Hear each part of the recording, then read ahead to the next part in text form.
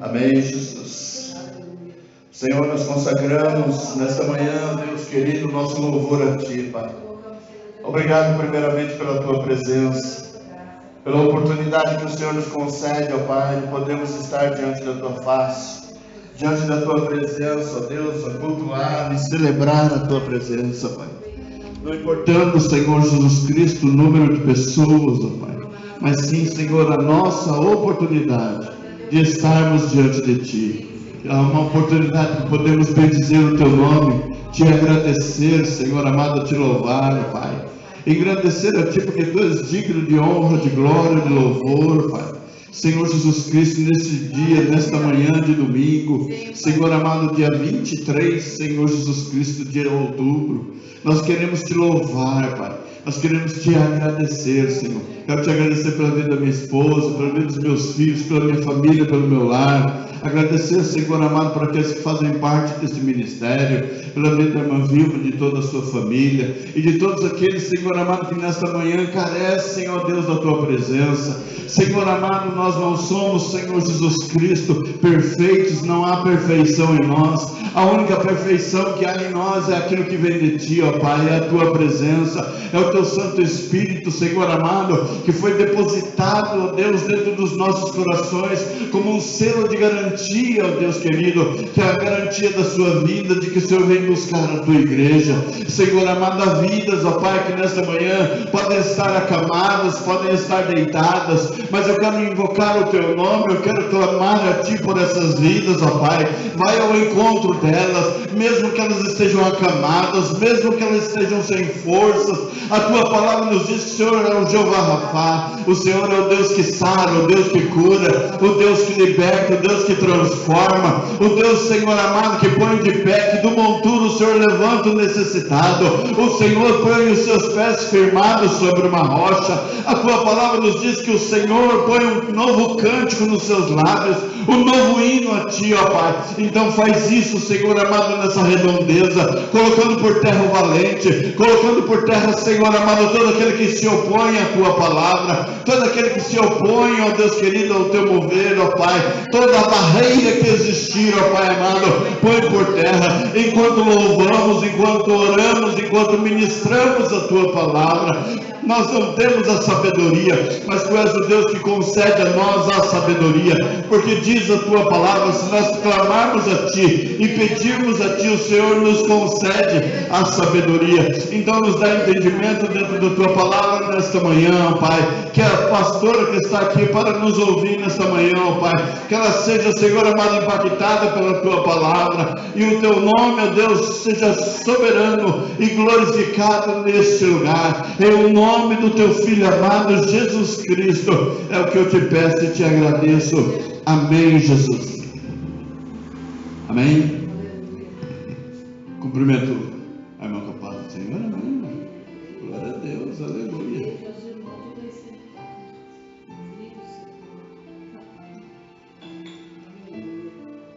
Abra sua Bíblia no livro de Efésios, capítulo 6.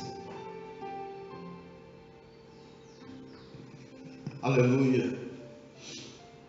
Como nós temos uma certa experiência, uma certa caminhada no Evangelho, e obrigatoriamente a gente já tem que saber de muitas coisas, né? Mas existe um remédio que está no livro de Eclesiastes, capítulo 3, que é um remédio maravilhoso e ele não falha. Em toda a sua extensão, ele não tem falha. E existe um mediador glorioso sobre esse remédio, que é o Deus Todo-Poderoso. É o tempo. O tempo, as fases do tempo. Nós vemos que no ano nós temos 4 estações do ano. Nós vemos que cada dia tem 24 horas, cada hora tem 60 minutos, cada minuto tem 60 segundos, e por aí vai. Existe um tempo. E quando a gente vive para ver, isso é muito bom, porque nós começamos a analisar todas as coisas como elas realmente são, e não como aquilo que a gente imaginava.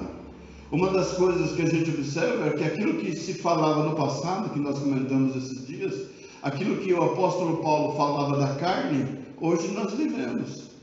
Ou seja, é algo apontando para o futuro, é algo apontando para os dias de hoje. A palavra de Deus diz que no final dos tempos muitos se apostatariam da fé, muitos abandonariam a fé, e nós estamos vivendo esse tempo. Mas louvado seja Deus que estamos vivendo esse tempo, estamos aqui para observar que essas coisas estão acontecendo. Que antigamente se pagava um preço, antigamente o crente era crente, hoje já é evangélico, e daqui a pouco é um simpatizante, e daqui a pouco ele já não é mais nada. Então, quando a palavra de Deus é ministrada aos nossos corações, hoje o Espírito Santo de Deus fala que é para a gente voltar lá atrás, e a gente começar a fazer aquilo que dava, que funcionava, que alicerçava. Por exemplo, que foi plantado dentro do meu coração e do seu coração, que nos mantém de pé até hoje, não é?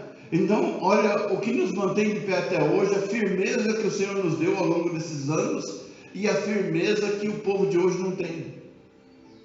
Porque a primeira sopro, a primeira luta, a primeira tempestade, que está no livro do Evangelho segundo Marcos, capítulo 4, sobre a parábola da semente, o semeador, ele saiu para semear, e uma semente, ela cai entre espinhos, e os espinhos vêm e sufocam aquela semente. Então ela não cresce porque ela está sufocada. E o que sufoca ela? É o dia a dia, é o trabalho, são as coisas, é aquilo do cotidiano de hoje que sufoca aquela semente. Então ela fica infrutífera. Então nós estamos vendo profeticamente cada palavra do Senhor se cumprindo nos dias de hoje. Então, quando se fala de armadura, quando se fala de resistência, quando se fala de guerra, isso também está bem definido nos dias de hoje. Porque há aqueles que realmente se revestem da armadura para uma guerra. E há aqueles como Gideão, há aqueles covardes e os medrosos que se abstêm da luta. Mas tem 300 corajosos. Existem pessoas ainda que desejam estar na presença de Deus e servir a Deus, buscar a Deus em espírito e em verdade. Eu não sei, você viu aquela mulher que estava parada do outro lado?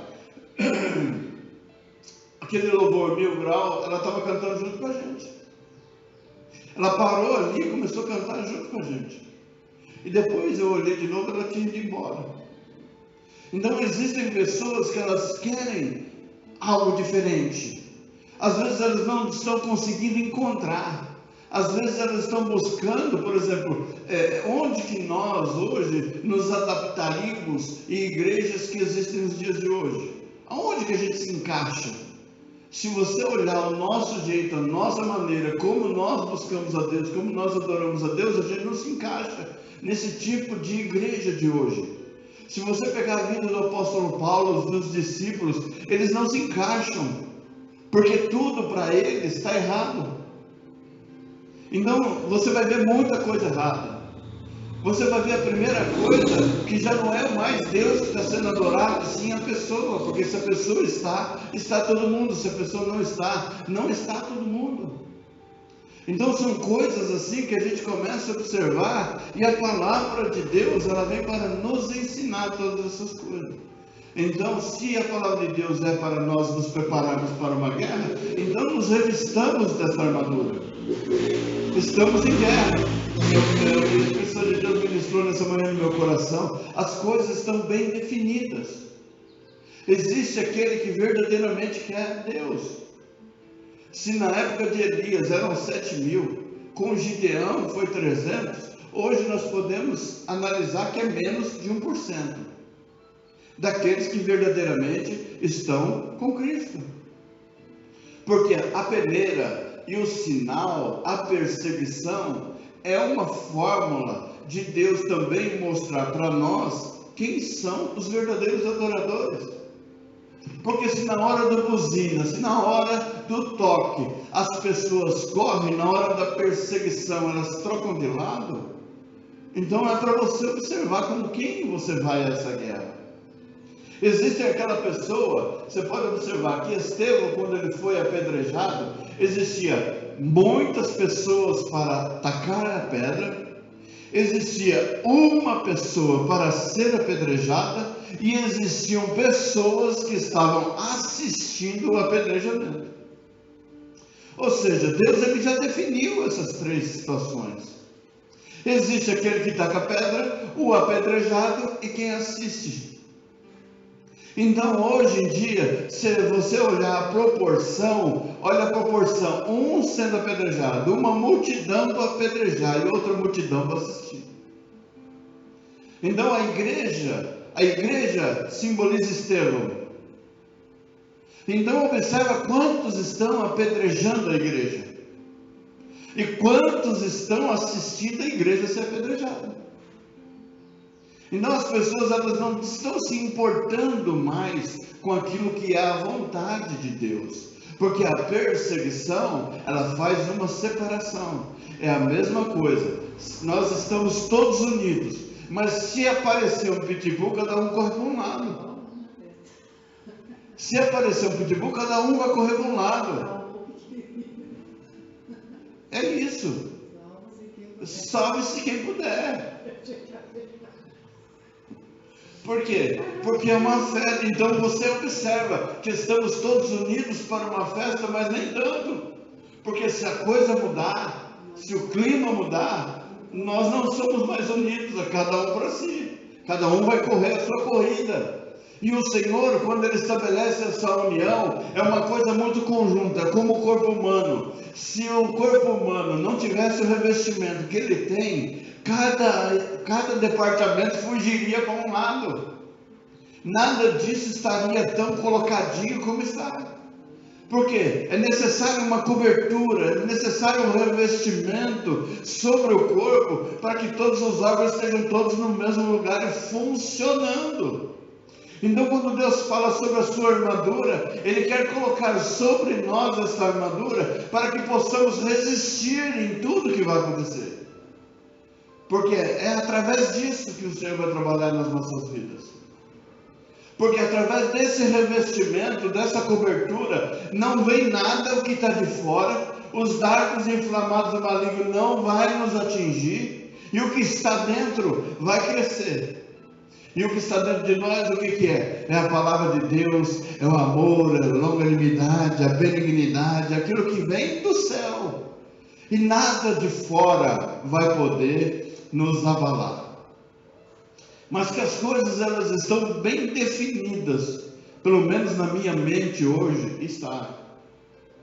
Se a gente manda uma mensagem para uma pastora, e essa pastora, ela diz que já houve uma ruptura, existe essa ruptura, mas você não está conseguindo enxergar. Que ruptura é essa? Porque na realidade, se você observar no Brasil, houve uma separação de quem está do lado da vida e quem está do lado da morte. Houve essa separação. Mas o espanto não é a separação entre o povo no mundo, no Brasil. A maior separação está acontecendo dentro da igreja.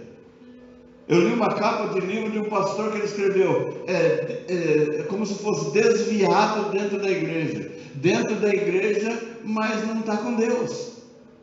Então a pandemia, ela veio, Deus permitiu a pandemia para que houvesse esta separação. Se você vê Malaquias dizendo assim, mais uma vez vereis a diferença entre quem serve a Deus e quem não serve. Quando que essa profecia se cumpriria? Ela está se cumprindo. Deus também está fazendo a separação. Quando ele fala da parábola do joio, ele fala assim, os homens foram lá e semearam a boa semente, mas dormiam. Enquanto eles dormiam, o inimigo foi e semeou o joio, a semente ruim, mas as duas cresceram juntas. E o homem vai até o seu Senhor e pergunta para ele, Senhor, quer que a gente arranca tudo? Não, deixa crescer tudo junto, para que no momento certo se faça separação entre o joio e o trigo. Então Deus ele está fazendo essa separação, só não vê quem não quer. A separação está sendo feita. Deus ele está agindo. está agindo para beneficiar a sua igreja. Agora, se a gente observar assim, Deus precisa de uma multidão, Deus precisa de um exército, não, Ele precisa de uma pessoa que se dobre na sua presença, em espírito e em verdade, e se esse coração agradar a Deus, pouco importa o restante, pouco importa o tamanho do gigante, pouco importa o tamanho da luta, pouco importa quem está na frente, pouco importa tudo, porque Deus é soberano. Deus é que é soberano, Ele é que pode tudo, Ele que pode trazer a bênção, a vitória para a nossa nação, para a nossa família, para a família daqueles que estiverem ouvindo essa mensagem. Deus é que pode, não é o homem. O homem tomou para si um poder que não é dele. Experimenta ele desviar os caminhos do Senhor para ver se esse poder permanece. Ou seja, é algo, não é consignado, mas é algo, eu estou com você enquanto você estiver junto comigo. Se você se afastar de mim, eu me afasto de você. Isso é profético, isso é bíblico. Então as pessoas acham que mesmo longe dos caminhos do Senhor, elas vão continuar sendo abençoadas. Elas vão continuar fazendo, Deus vai continuar usando a vida delas. Elas vão continuar. Então pode deixar. Elas vão continuar. Então elas pensam assim que Deus é como nós, seres humanos, que as coisas acontecem, as pessoas fazem as coisas e depois as coisas vão ficando por isso mesmo. E depois de um tempo as pessoas voltam à amizade como se nada tivesse acontecido. E nós sabemos que aos olhos de Deus não é bem assim que funciona. A Bíblia diz que tudo aquilo que o homem semear, ele vai colher toda a plantação dele. Mas a nós, aqueles que estão dentro do templo, aqueles que estão buscando a Deus, aqueles que estão em espírito e em verdade, ele diz, revestimos de toda a armadura de Deus. Amém? Então, essa palavra não é para quem não faz nada.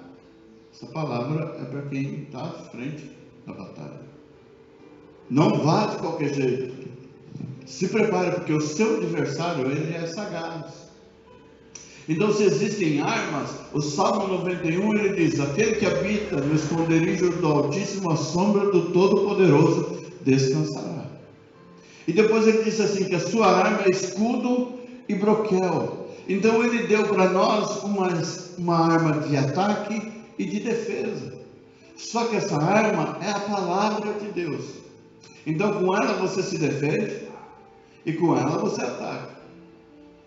Um exemplo, Romanos capítulo 8, quando ele diz assim, agora nenhuma condenação há para aqueles que estão em Cristo Jesus, nosso Senhor, que não andam mais segundo a carne, mas andam segundo o Espírito. Então ele diz assim, aquele que está no Senhor, não existe mais, ninguém mais pode imputar sobre ele a culpa pelo pecado. Porque o sangue de Jesus Cristo nos purificou de todo pecado. Então, se esse sangue nos purificou, quem é que pode devolver para nós o pecado? Ninguém, só nós mesmos. Recaída. Só nós podemos recair de novo e voltar para o mesmo estágio que a gente estava. Uma coisa que nós não desejamos. Eu, pelo menos, não desejo isso para mim. Então, são coisas assim que Deus fala. Então, para que você possa resistir nos dias maus, revista-se desta armadura. Não brinque com o inimigo, porque o inimigo, ele é sagaz e astuto. Amém? A palavra de Deus diz assim, no demais, irmãos meus, fortalecei-vos no Senhor e na força do seu poder. Revesti-vos de toda a armadura de Deus, para que possais estar firmes contra as astutas ciladas do diabo. Contra as astutas ciladas do diabo. Ou seja, ele prepara armadilhas. Ele prepara as situações. Ele trabalha as situações. Ele cria meios. Ele cria contendas. Ele alimenta brigas. Ele alimenta a natureza humana das pessoas.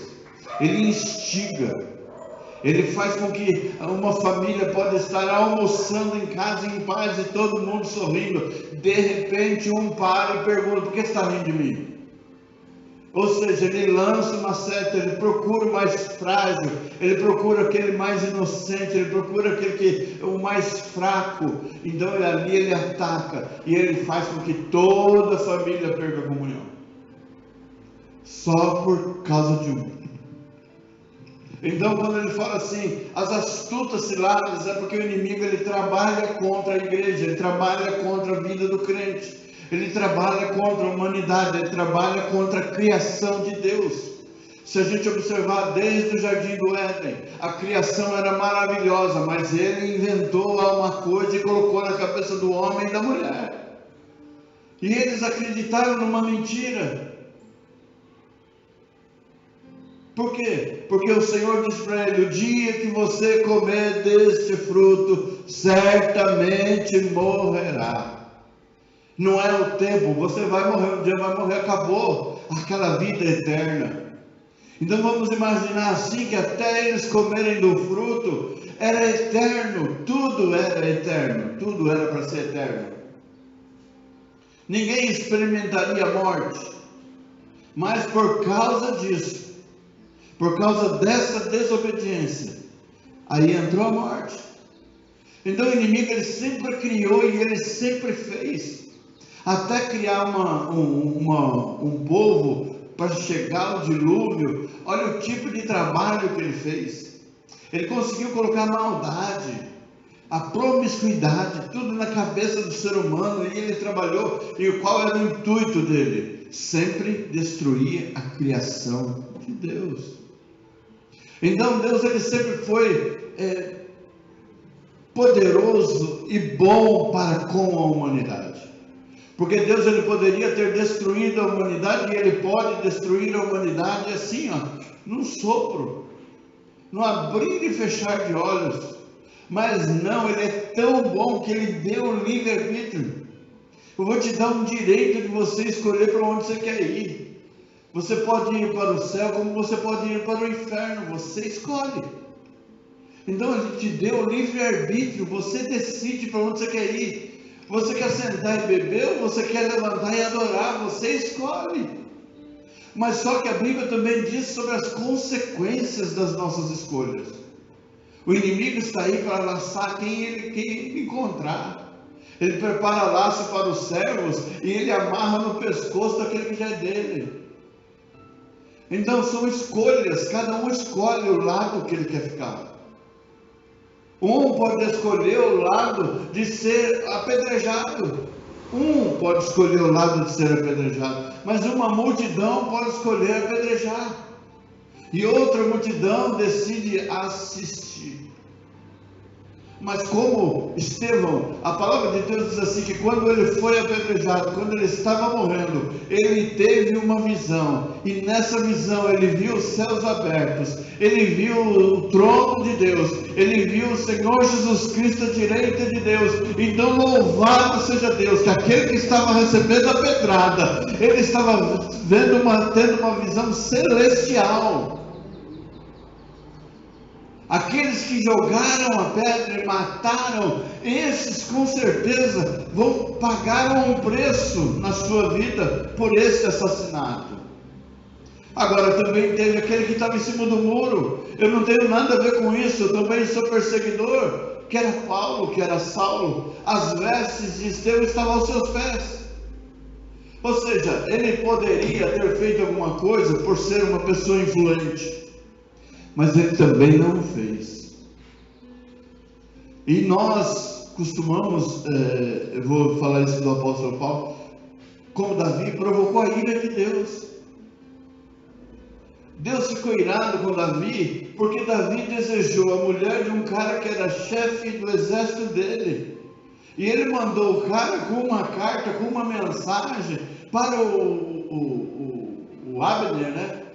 Que estava à frente do exército lá, para dizer para ele assim: me pões na frente de batalha, que é para eu morrer, que é para o rei ficar com a minha mulher.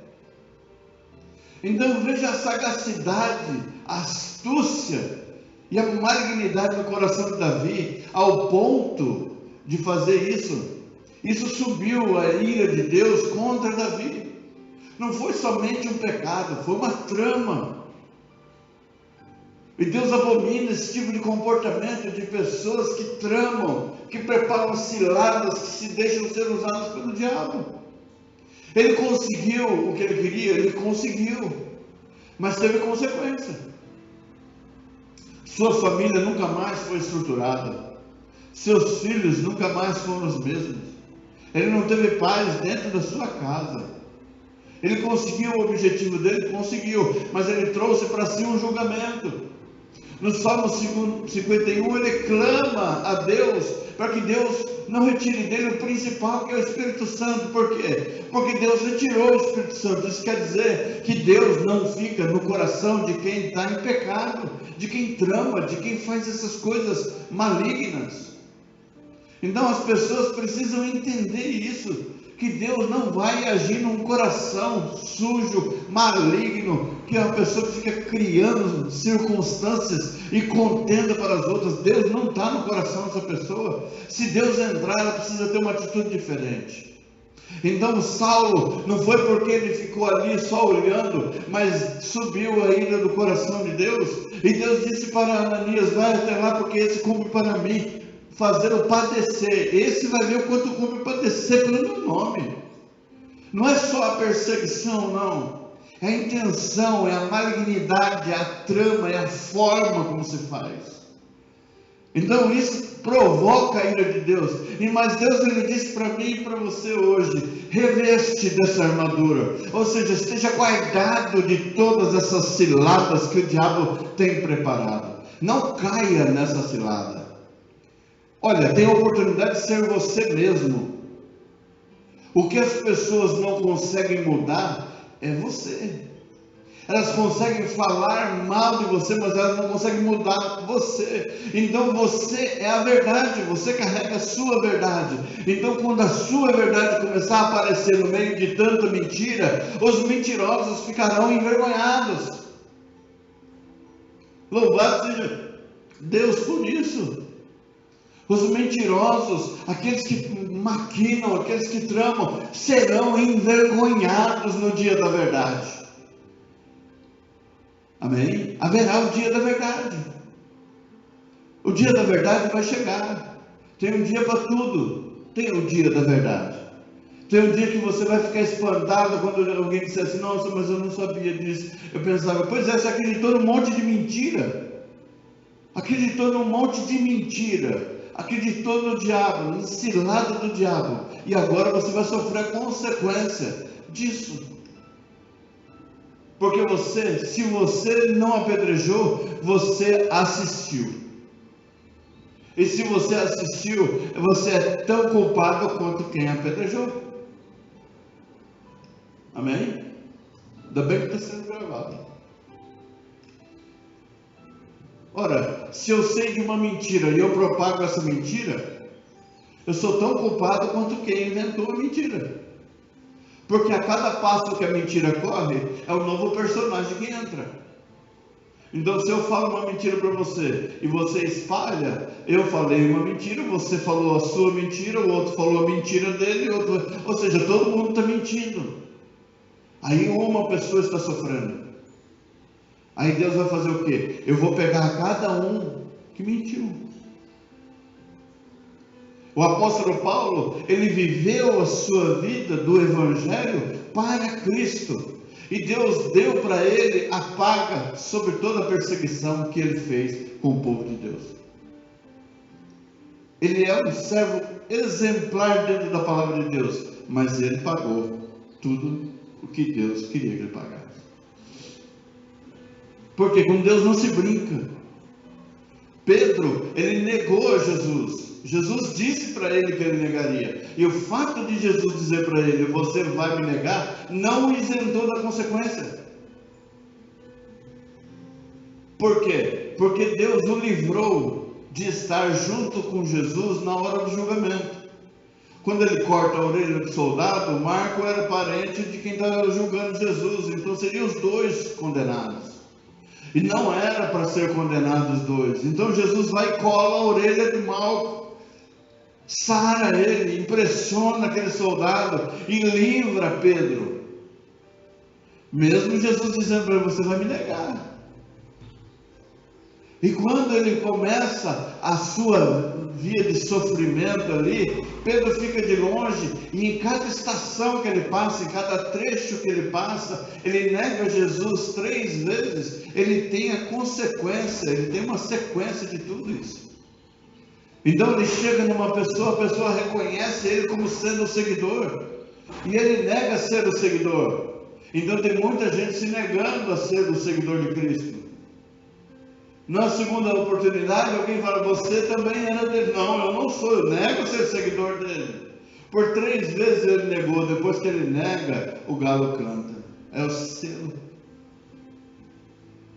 E Jesus deu para ele uma oportunidade depois. Pedro, tu me amas?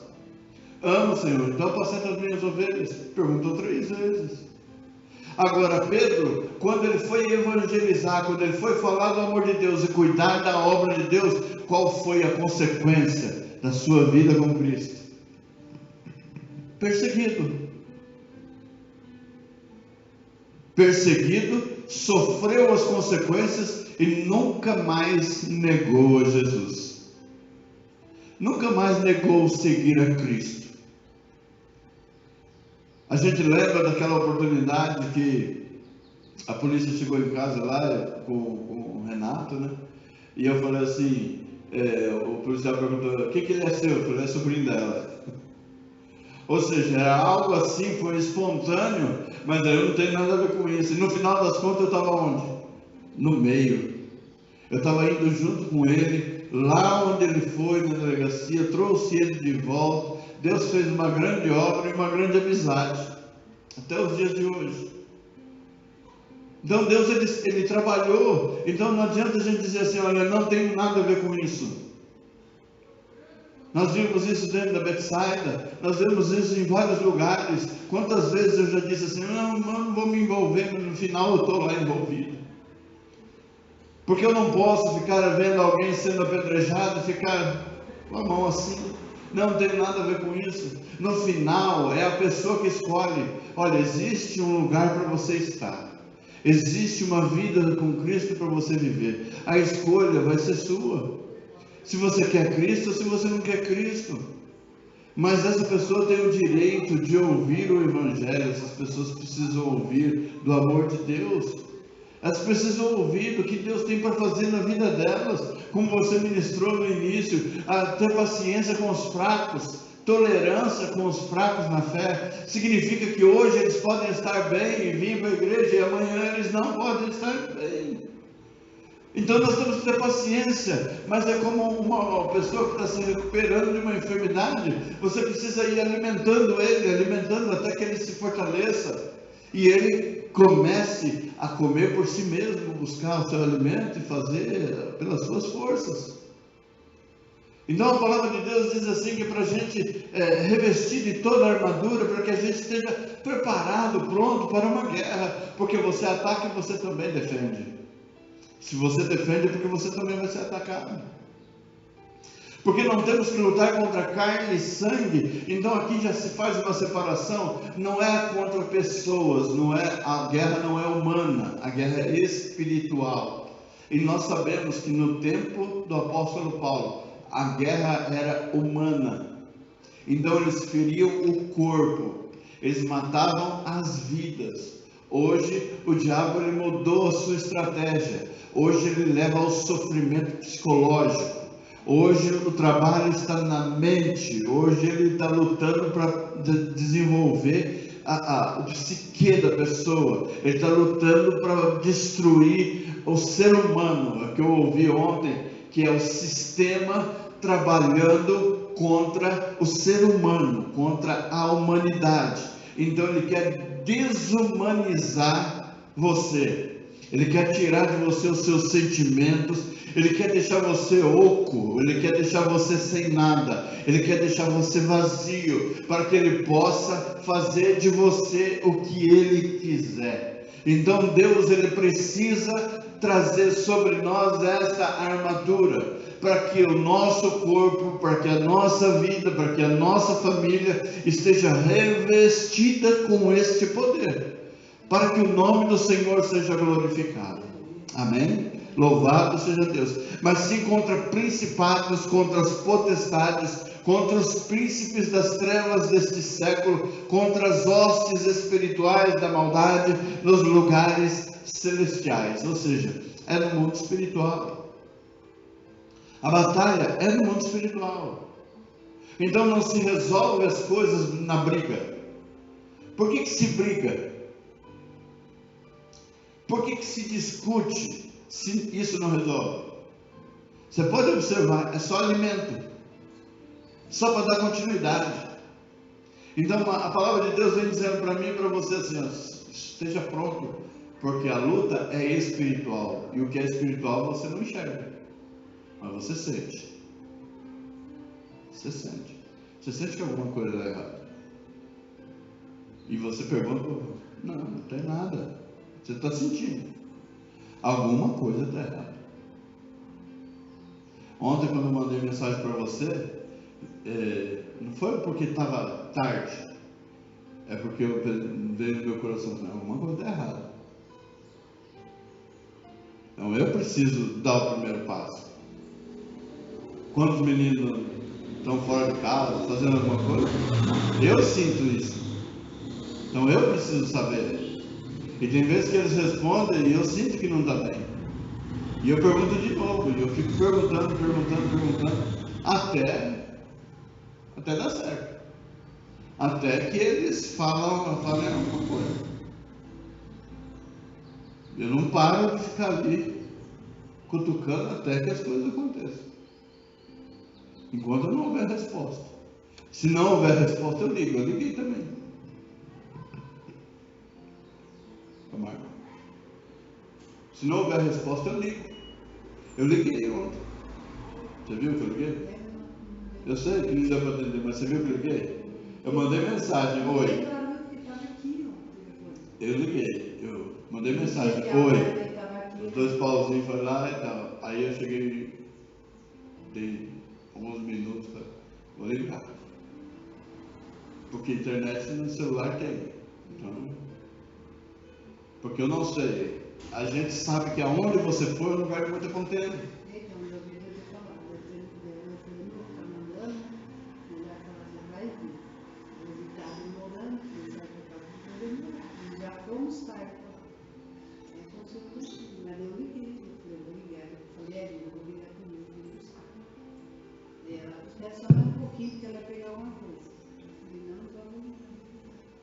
Não, mas é isso.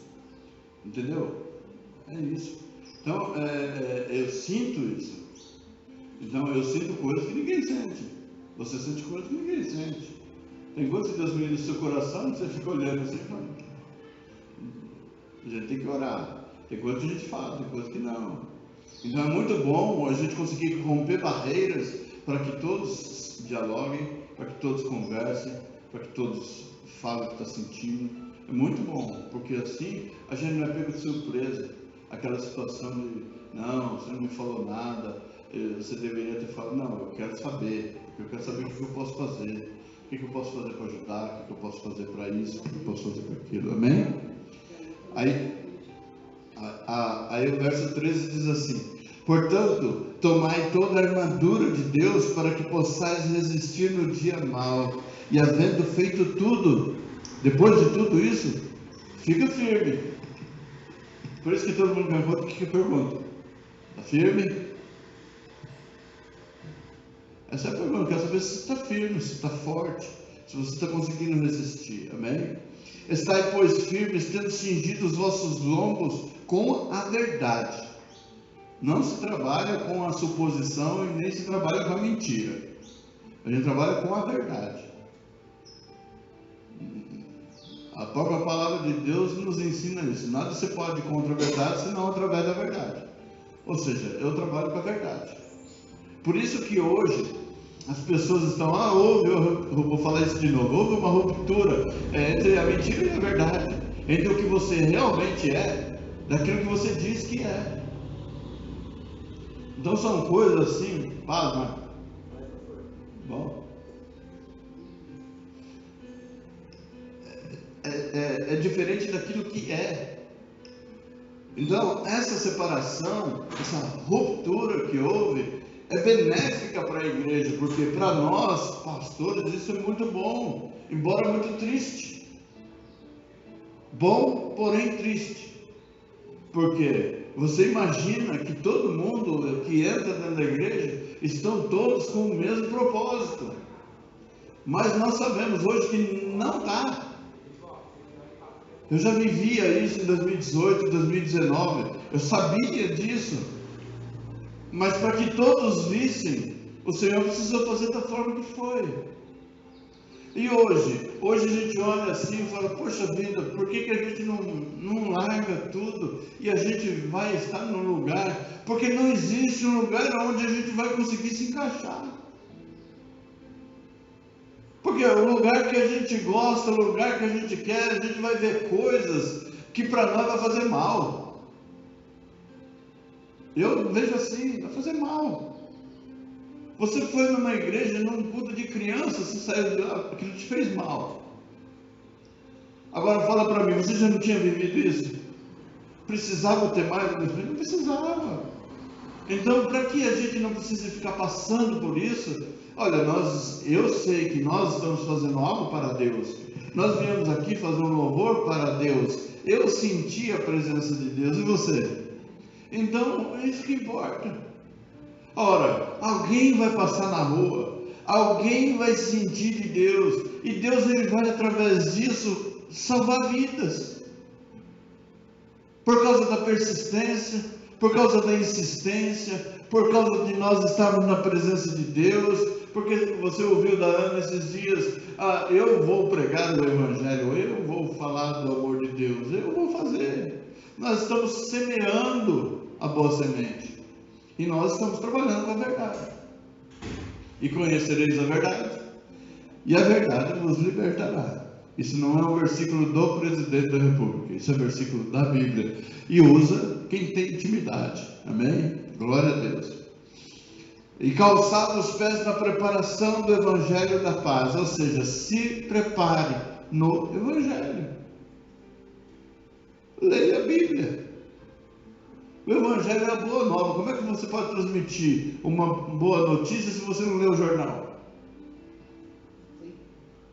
É a mesma coisa. Hoje em dia, se você lê uma notícia no jornal, você precisa investigar se a notícia é verdadeira. Mas na Bíblia você não precisa investigar. Ela é verdadeira. O que ela está dizendo é verdade. Então, se prepare. Existem 8.000 promessas para se cumprir sobre as nossas vidas. Quantas mil já aconteceu na sua vida? Eu acho que não aconteceu muita, não. São 8.000, Senhor, eu quero saber claramente quais são. Tem coisas dentro da Bíblia, tem segredos dentro da Bíblia, tem revelações dentro da palavra de Deus, que é para nós. Então, muitas vezes, o homem, ele não detém o poder de ficar transmitindo uma revelação uma atrás da outra. Ele não tem poder para isso. Não tem poder para isso. Porque, primeiro, ele precisaria estar no céu, do lado de Deus, para ter essa revelação direta. E ele não ter comido e não ter bebido.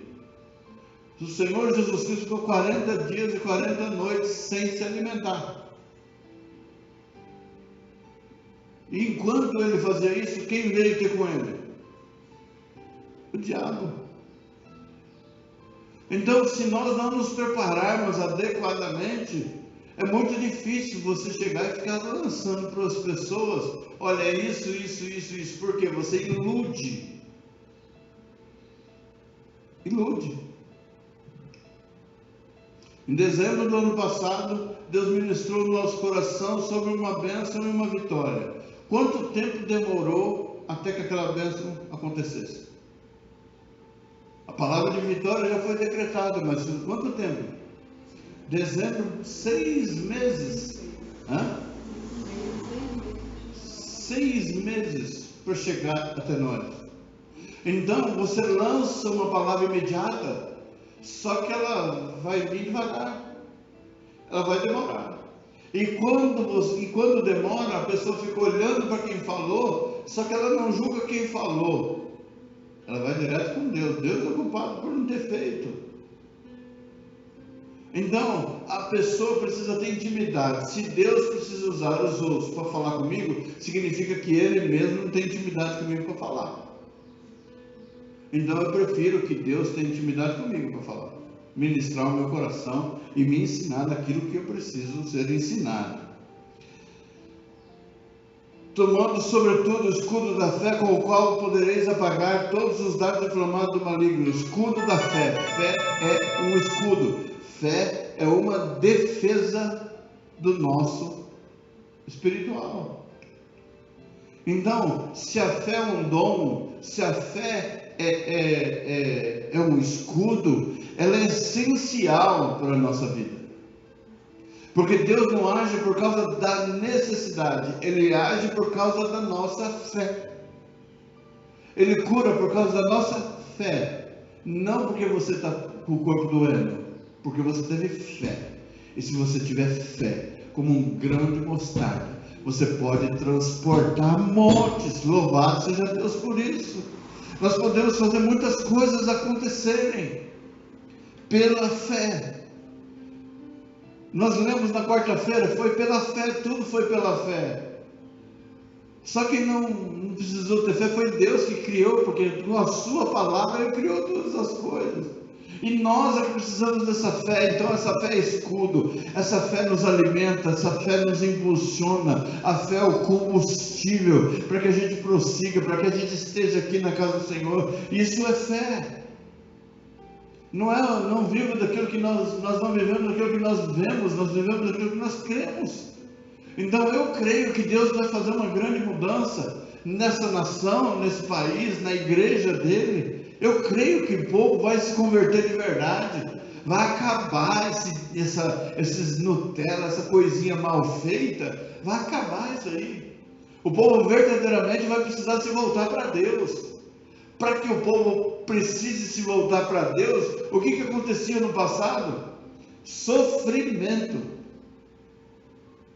perseguição, luta, cativeiro, para que o povo pudesse voltar-se para Deus.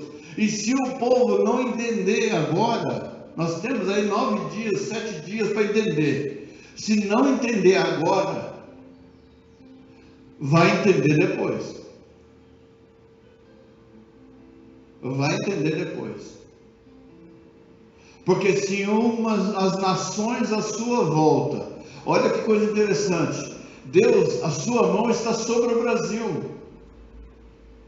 A sua mão, vou repetir isso, a sua mão está sobre o Brasil. Porque em volta do Brasil, o diabo já conseguiu tomar tudo. Porque aquelas nações entregaram a sua nação ao Deus que eles queriam. O Brasil está guardado pela mão do Senhor. Então, se dia 30 o povo decidir e escolher o lado da esquerda, ou seja, Deus ele vai retirar a mão da América do Sul. E Deus retirando a mão, o que virá? A nuvem negra, a tempestade, a perseguição, as lutas, o desemprego, a peste, a fome, tudo que está escrito dentro da palavra. Então, as pessoas têm 7 dias para pensar no que quer para si, porque depois disso, não vai adiantar. E para que o povo saiba que Deus é Deus e o que o povo busque a Deus, o que vai precisar acontecer? Vai precisar acontecer o que o povo não quer. Amém? Então nós precisamos estar no centro da vontade de Deus. Louvado seja Deus que até hoje Deus está com sua mão sobre o país. Então o povo presta muita atenção. Você tem 7 dias para pensar e manter o Brasil com a mão de Deus sobre ela. Se escolher o diabo, o couro vai comer. o chicote vai estalar. Não vai estalar porque o inimigo é poderoso. Vai instaurar porque Deus vai tirar a mão. E se Deus tirar a mão, é irremediável. Então, se nós temos vencido até agora, é para que nós tenhamos o nosso coração voltado para Deus. Que nós abramos os olhos, abre os olhos, Brasil, abre os olhos. Porque se o povo não abrir os olhos, o Brasil vai sofrer a mesma consequência dos outros. Tadinha da Chloe. Tomai o capacete da salvação e a espada do Espírito, que é a palavra de Deus, orando em todo o tempo, com toda oração e súplica no Espírito, e vigiando nisso com toda perseverança e súplica por todos os santos, e por mim, para que me seja dado no abrir da minha boca palavra com confiança, para fazer notório o mistério do Evangelho, pelo qual sou embaixador em cadeias, para que possa falar dele livremente, como me convém falar. Livre, apesar de toda perseguição. Amém? Eu coloquei algo no Facebook e alguém quis questionar lá, né? Sobre, acho que eu coloquei sobre a forma como as pessoas estão lidando com a escolha, né? Eu coloquei lá que era aquilo que eu falei na quarta-feira, para o povo estar orando, adorando. Aí alguém questionou isso. Não, porque tudo que acontece na Bíblia, a Bíblia diz que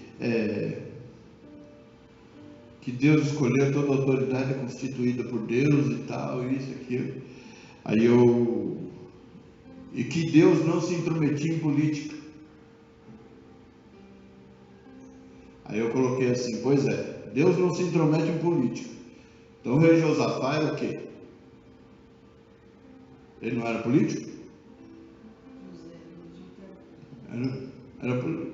Aí eu coloquei lá, né? Josafá, ele foi um rei temente a Deus, e Deus disse para ele: separa os levitas para me adorar, porque nesta guerra você não vai precisar lutar.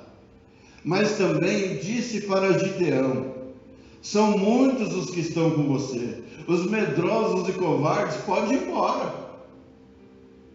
porque Deus vai trabalhar só com os 300. E depois eu escrevi embaixo: covarde e medroso, pode ir embora. Estou nem aí com o que você está falando. Eu não estou colocando algo aqui porque eu estou pedindo a sua opinião. Eu estou colocando algo aqui porque eu estou expressando a minha opinião. Aquilo que Deus ministrou dentro do meu coração. E eu tenho certeza que o que Deus ministrou no meu coração hoje sobre o Brasil, eu vou colocar lá também. Que Deus está com a sua mão sobre o Brasil. E que se a gente escolher o outro lado, você está tirando a mão de Deus para nos guardar. E segura. Amém? Então, vamos orar e encerrar em nome de Jesus. Senhor Deus Todo-Poderoso, nós te louvamos, bendizemos e agradecemos, ó Pai, por esta manhã na tua presença. Te agradeço pela tua palavra, ó Deus, pela paciência da pastora Néia, minha esposa. Senhor, cobre ela com teu sangue, reveste ela com teu poder, abençoa a vida, Senhor amado, da irmã Vilma, a vida, Senhor amado, da sua família, do seu esposo, Pai, que chegou agora do seu trabalho, ó Deus querido, dá-lhe um descanso renovador, revigorante, Pai, o abençoa de toda forma, de todas as maneiras, para que o teu nome, ó Deus querido, sobre ele seja glorificado, sobre a sua família, a nós, ó Deus querido, a minha família, meus filhos, a minha neta, Senhor amado, cobre-nos com teu sangue, reveste as nossas vidas com teu poder, Pai, nos dá uma tarde, Senhor Jesus Cristo, abençoada, uma semana vitoriosa, e no domingo, Senhor amado, domingo que vem, Pai, que esta nação, Senhor amado, escolha, Senhor amado, as tuas mãos poderosas sobre o nosso país, ó Pai, que esta nação, Senhor amado, tenha os seus olhos abertos Pai amado, eu quero clamar a Ti, ó Deus, abra os olhos desse país, abra os olhos dessa nação, abra os olhos desse povo, para que eles entendam, Senhor. Dá um choque neles, um choque de realidade. Pai amado, incomoda, Senhor amado, os Teus servos, ó Pai, ao longo desta semana, na madrugada. Pai amado, toca nas suas almas, ó Pai, ministra os seus corações, muda, ó Deus querido, os seus pensamentos, para que o Teu nome sobre eles seja glorificado. Pai amado, porque diz a Tua palavra, quando o justo governa, o povo se alegra, o povo vive em paz, o povo vive feliz. Mas quando o ímpio governa, o povo perece. Pai amado, que nós venhamos, ó Deus querido, a escolher continuar com a Tua mão poderosa sobre nós, ó Pai, e o Senhor abençoando a vida do nosso presidente, cobrindo ele com o Teu sangue, revestindo ele com o Teu poder, com toda essa armadura, Pai, levando soldados valorosos, Senhor amado, ao seu lado, os 300, ó Pai amado, para ajudá-lo, Pai querido, para trazer sobre eles, ó Deus, algo precioso, algo glorioso sobre a nossa nação, Pai. Que o Teu poder, que a Sua graça, que a Tua glória, que a Tua majestade, ó Deus, esteja sobre as nossas vidas, em o nome de Jesus Cristo. É o que eu te peço e te agradeço.